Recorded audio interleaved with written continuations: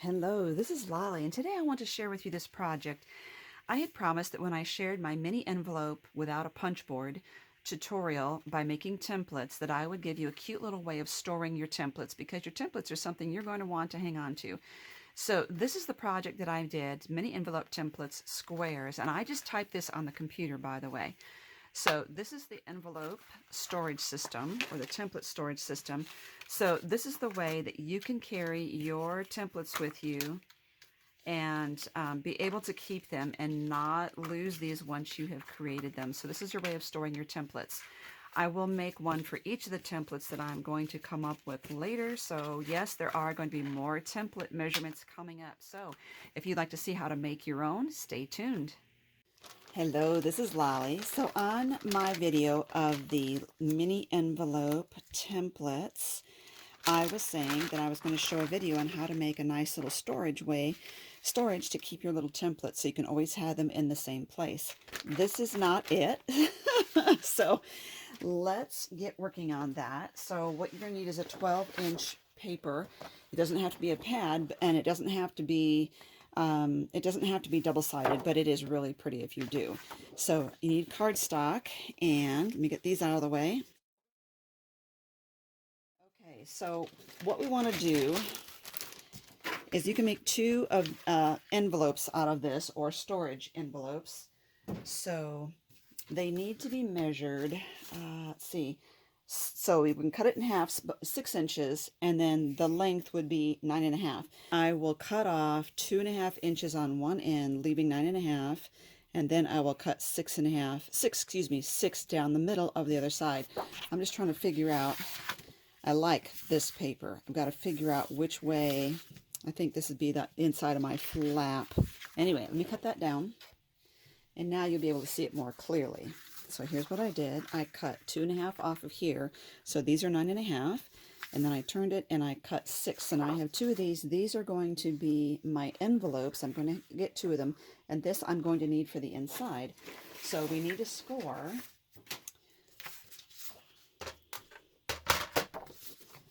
Okay. Turn your paper right side up. Figure out which color you want to be the flap. I think I'm going to have this my flap. That's going to go on the far right. And then we are going to score this. On the right side, we're going to score it at 4. And then instead of scoring it at 8, we're going to go 1 notch further than that. 8 1/8. Okay. Now, the short side, you can see it better here. This is going to be my flap. I am going to round the corners. I think I'll use the 1/2 inch this time.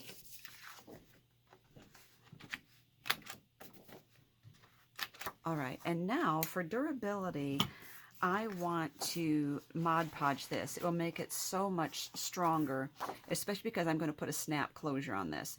But one thing I do want to do is I want to label this. And so what I do is I printed on my computer, mini envelope templates, squares. I'm going to cut that out like this. And I know that I'm going to turn this so that my flap is down, because this is going to be the front. Let me show you my demo, my prototype here. The first large section is going to be the front of this pocket. So this needs to go on the front or on the back, whichever way you want it. I actually think I might put it on the back, in which case I'm going to turn it around so the flap is on top, and I'm going to put it here. I'm going to secure it there. So I think I will glue that down there, and then I will apply the Mod Podge after that. So actually I will use, let's use tacky glue.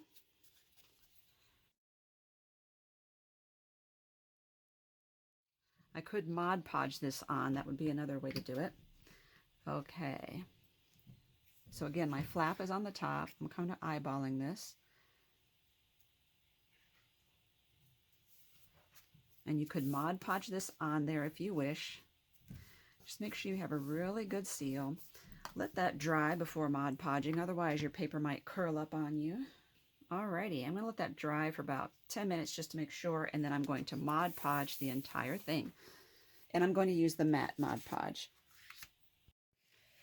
Alrighty, so I put 2 coats of Mod Podge on there. You don't have to do that if you don't want. Now I'm going to go over my previously made score lines. Get that a nice little fold there. And so this is the envelope now. So what I want to do is put these little hinges in here. And so of the scraps that when we had cut off, we had this left over and we had this left over. So with this one, we're going to make another pocket. With this, we're going to cut this 2.5 inch wide strip into 2 inches by 3 3/4. We're going to make 2 of those. Okay, so I trimmed the 2.5 down into 2. So now I need 3 3/4. I'm going to make 2 of those.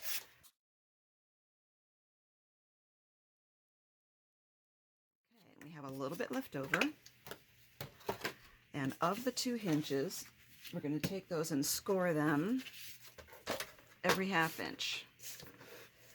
So we're going to do it at 1/2, 1, 1 3/4. Same thing here, 1/2,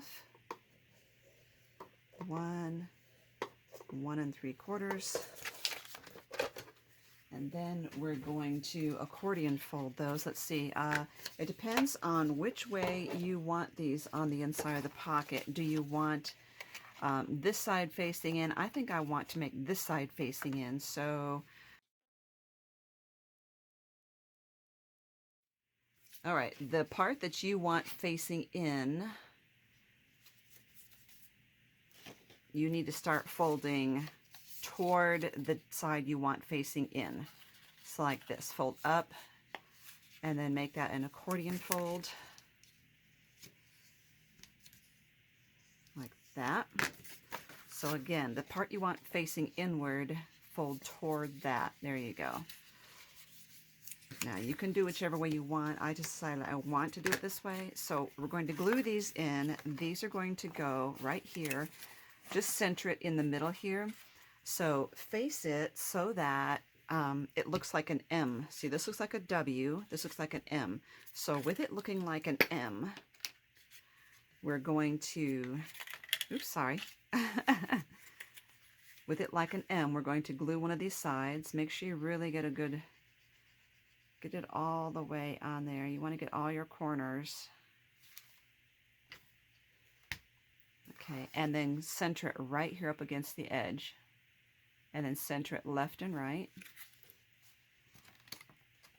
Actually, don't center it. Push it up against the top end here. You want the gap sort of toward the bottom here where the fold is going to be. Now turn it around and again face this like an M.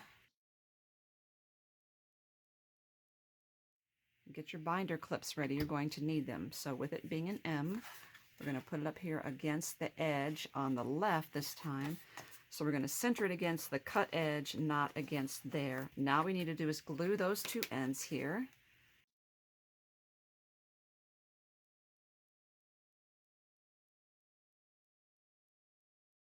And then we're just going to shut that and use our binder clips.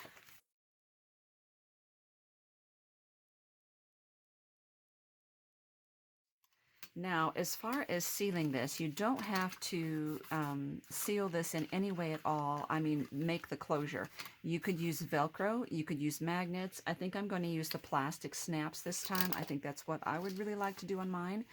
Totally up to you. So while this is clipped, what I'm going to do is use a pencil, and I'm going to find my halfway mark here. So if this is 6 inches, right across left and right, then I'm going to mark the 3 inch here lightly, and I'm going to measure in 3/4 of an inch. Now I want to let you know a little secret. Sometimes people see me putting the ruler where it's not on the 3/4 inch, and I say measure 3/4 inch. It doesn't matter where I start the ruler, I just measure 3/4 of an inch in. And the reason I do that is on many rulers, let's see if I can show you one. Well, on many rulers, the end of the ruler is not exact 0. And so that's why I might put my ruler at 2 and still measure in 3/4. But anyway, this gives me a little idea of where I'm going. And with the plastic snap set, it comes with a little pokey tool. but you could use a little tiny hole punch or anything you have that can poke a hole right there. And then once you have that, you can erase your marks.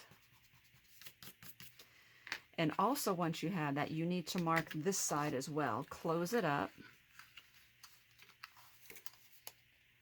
and mark it. So you're not going to poke a hole, you're just going to either scratch it or you're going to draw a mark with whatever you have. I also have like a white gel pen, which might do the same thing. So let's see if that marked through. Yes, I could just see it.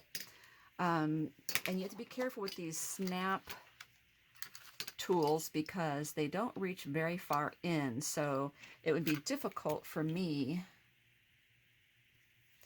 to put the snap further down because it just won't reach. So the machine won't reach or the hand guide won't work.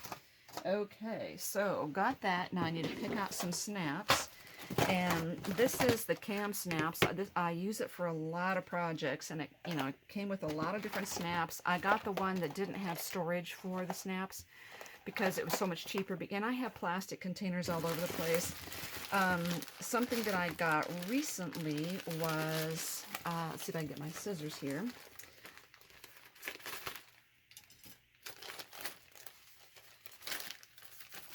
Some clear ones. I thought that would be interesting. So let me see. They've got it all divided up into type here. So I've got to open every bag.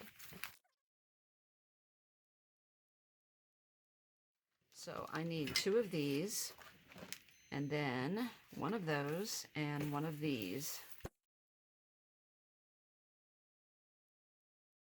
And 1 of these. I like that they're separated. It's kind of interesting because then you can find what you're looking for easy. Okay. Let's get this out of the way. So, I'm not sure how well you could see. Not too well. So let's use a different color just to give you an idea of what that looks like. So, in all the sets you're going to need, if you're having a snap here, you need 4 pieces.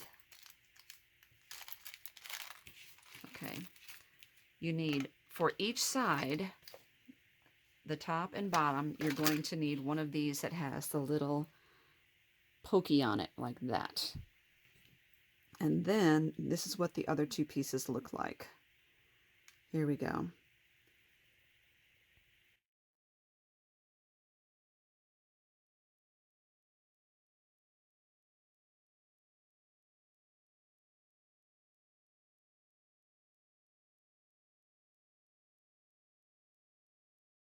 That's what I have of my clear ones. I have 2 of the little pokey ones that are kind of sharp, and then I have a concave and a convex one.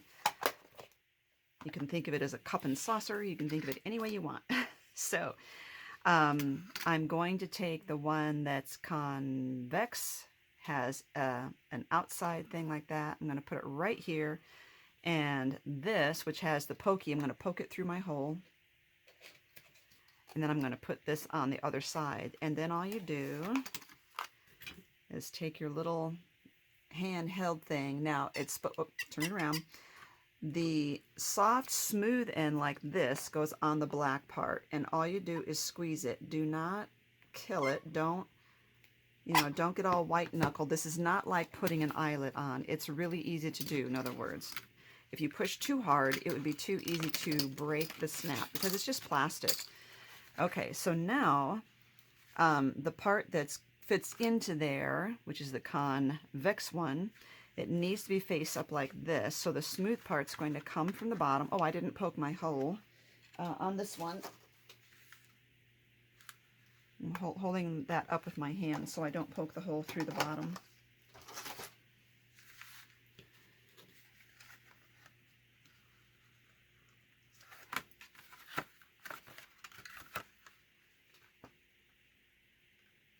Okay, now, again,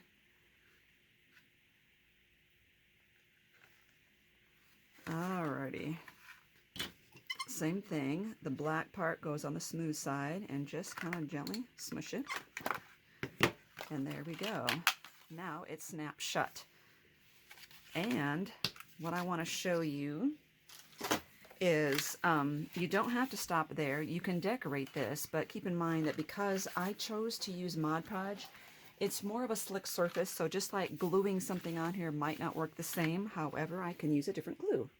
So I have this, which is a Recollections trim, which was on clearance. So since it's Recollections, it means it was Michael's. And I want to see how this would look. I see that I have pink in my design here. I'm just going to lay it across there and see if I think I like that. And I do. This one's a little cockamamie from, or cattywampus from being the starter piece. So I just need to get my glue out. Now, my less toxic glues seem to have run off. So I'm going to use the E6000. I'm unsnapped it because I don't want to glue anything to that. So I separated it out here. And I'm smushing this down. I'm pushing down as I go so that what I'm getting is more of a thin coat instead of a big, chunky application. And the reason I keep stopping and looking at it is to get it in the light, get the light to shine on it and see if I'm getting a good coat.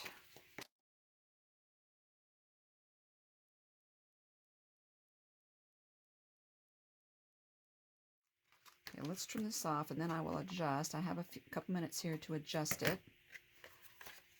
I can see better from the bottom because I can see how much of this is sticking up above the paper. That gives me the ability to pull it down where needed.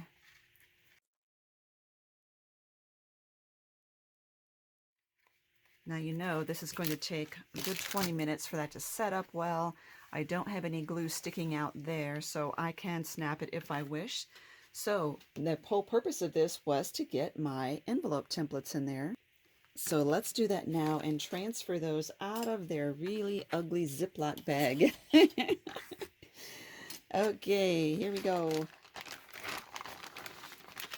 Now, this is for storing my templates, but I do have some mini envelopes, and that's also a good way to keep track of them as you're making them. What I love about this project is it's something that you can do ahead of time.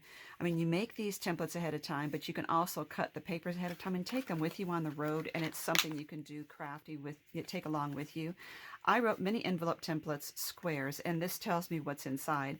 So I will make one of these for each of the different templates that I have, and what a fun way to store it. And it can be in a box like this. And it could fit into like some of your traveler's notebooks or other journals because it's like a 4x6 or it's actually like a 6x4 and 1/8. So just so much fun doing that. I love the addition of the trim. You can decorate yours however you want and have fun with it. Look below for all the links because I will give you links on how to make the envelope tutorials.